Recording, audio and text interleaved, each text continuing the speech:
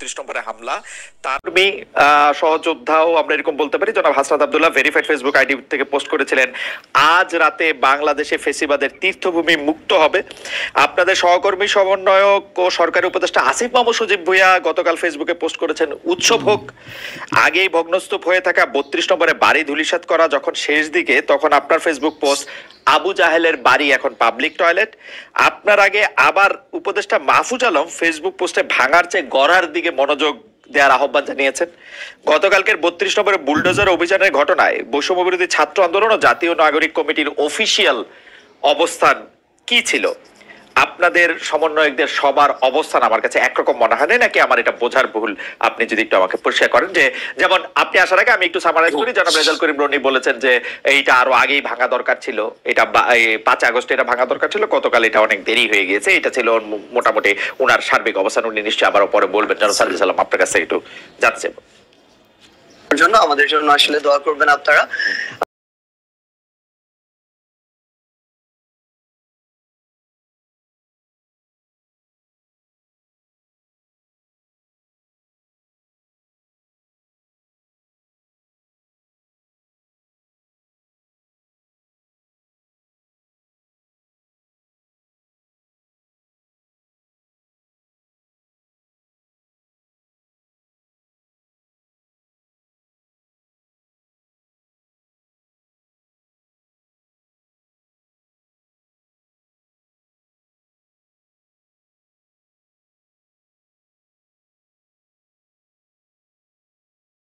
সময় প্রকাশিত হওয়ারই কথা ছিল, এবং এই ক্ষেত্রে সবচেয়ে বেশি আমার মনে হয় যে প্রভাবিত করেছে খুনি হাসিনা। যে প্রভাবিত তিনি ওই 15-16 জুলাই করেছিলেন ওই গণভবনে বসে প্রেস কনফারেন্স করে, সেই প্রভাবিত তিনি এখন করছেন ভারতে বসে। তিনি যখন এখনো তার জায়গা থেকে এমন টোনে কথা বলেন, যে এই টোনে তিনি কথা বলেছিলেন ওই জুলাইয়ের আগে, তিনি যখন এখনো তার ভিতরে বিন্দুমাত্র কোনো অনুসূচনা দেখা যায় না, কিংবা তার যে কথা বা এই যে এতগুলো খুন করেছে সেগুলোর জন্য যে দায় নেওয়ার যে বিন্দুমাত্র মানসিকতা, সেটাকে বিন্দুমাত্র অ্যাড্রেস না করে, বরং যারা এই অভ্যুত্থানের সাথে সরাসরি সম্পৃক্ত তাদেরকে প্রত্যক্ষ এবং পরোক্ষভাবে বিভিন্ন রকম আবার ওই ট্যাগ দিয়ে যখন উপস্থাপন করার চেষ্টাটা করা হয়, এই যে এতগুলো মানুষকে খুন করা হয়েছে তার নির্দেশে, সেগুলোর জন্য বিন্দুমাত্র তার জায়গা থেকে সহানুভূতি না দেখিয়ে, বরং তার ওই পূর্বের ইতিহাস দিয়ে যে সিম্পেথি নেয়ার যে তার একটি প্রক্রিয়া সবসময় তার ভিতরে দেখা গিয়েছে, সেটা যখন তিনি আবারও করেন তখন মানুষের ভিতরে একটা ক্ষোভ তৈরি হয়। এত বড় একটি হত্যাযজ্ঞ ঘটানোর পরে তিনি যখন নতুন করে আবার ছাত্র সমাজের উদ্দেশ্যে এসে বক্তব্য দিতে চান, তখন মানুষের ভিতরে এই ক্ষোভটা সামগ্রিকভাবে তৈরি হয়।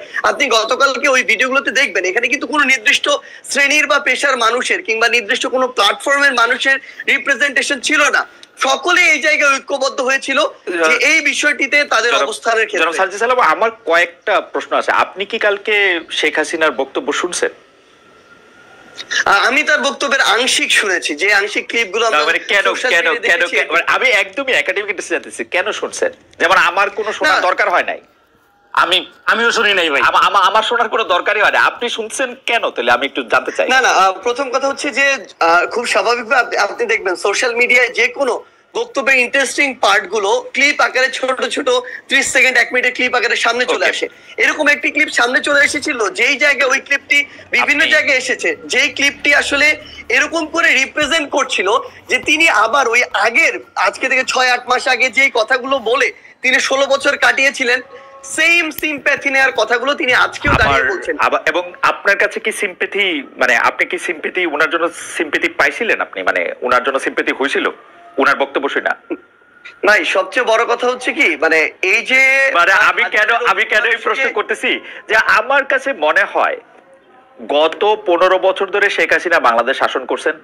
এর মধ্যে গত 10 বছর ধরে, বিশেষ করে 2014 সালের পর থেকে উনি যতবার যত জায়গায় বক্তৃতা দিচ্ছেন সেটা জোর করেই দিচ্ছেন।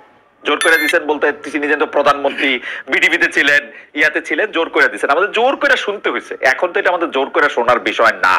এবং উনার কি সেই প্রভাব, সেই ইনফ্লুয়েন্স মানে 100 ভাগের 1 ভাগও আছে যে আমরা ওইটার প্রতিক্রিয়ায় গিয়ে আরেকটা কাজ করে আসতে হবে? আপনার কাছে কি মনে হয় জনাব সার্জিস?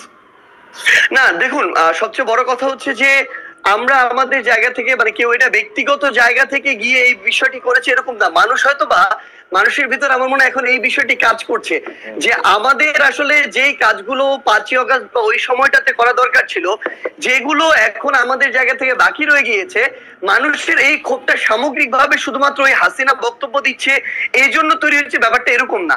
এই ক্ষোভের কিছু অংশ আমি যদি বলি একদম ফ্র্যাঙ্কলি অন্তর্বর্তীকালীন সরকারের উপরেও আছে। এই অন্তর্বর্তীকালীন সরকার তাদের জায়গা থেকে এই খুনি যারা ছিল, যারা সরাসরি এই খুনগুলোর সাথে জড়িত, ছাত্রলীগ, আওয়ামী লীগ, যুবলীগের ক্যাডাররা বা কিছু কিছু পুলিশ সদস্য, যাদেরকে আসলে গ্রেফতার করে বিচারের আওতায় আনার কথা ছিল, দৃশ্যমান এরকম একটা বিচার আমাদের দেখার কথা ছিল, সেটি যখন দেখছে না মানুষের ভিতরে একটা ক্ষোভের উদ্গীরণ হচ্ছে।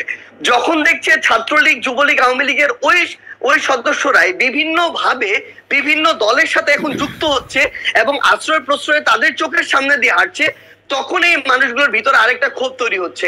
তখন এই মানুষগুলো সামগ্রিক ক্ষোভের একটি আমার মনে হয় নতুন এখানে একটা ওকেশন পেয়েছিল, যে ওকেশনে গিয়ে অ্যাটেন্ড করে নিজের এই ক্ষোভটির উদ্গীরণ করেছে।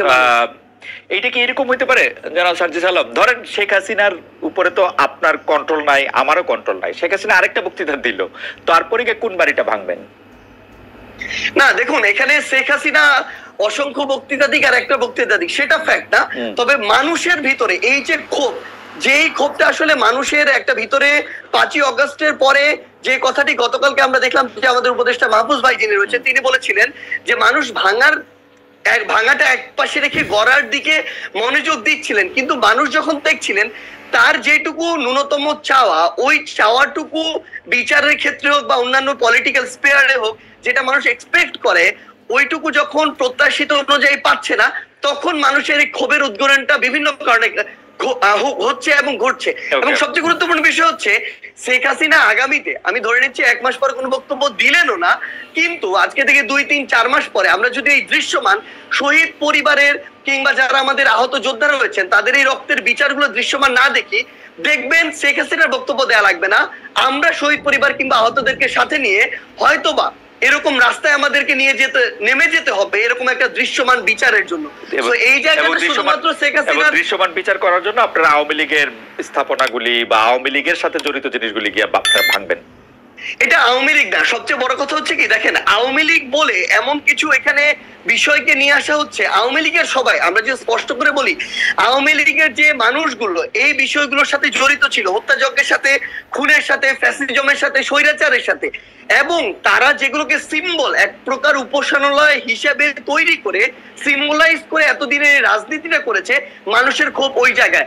বাংলাদেশে আমি ধরে নিচ্ছি 20% মানুষ আওয়ামী লীগের সমর্থক ছিল, কই বাকি বাড়িগুলোতে তো গিয়ে হামলা করা হয়নি, ওই সমর্থকদের বাড়িতে গিয়ে কিন্তু হামলা করা হয়নি, কিন্তু এই ধানমন্ডি 32 ওই গণভবন কিংবা এই যে বিভিন্ন ভবনগুলোকে কেন্দ্র করে পুরো এক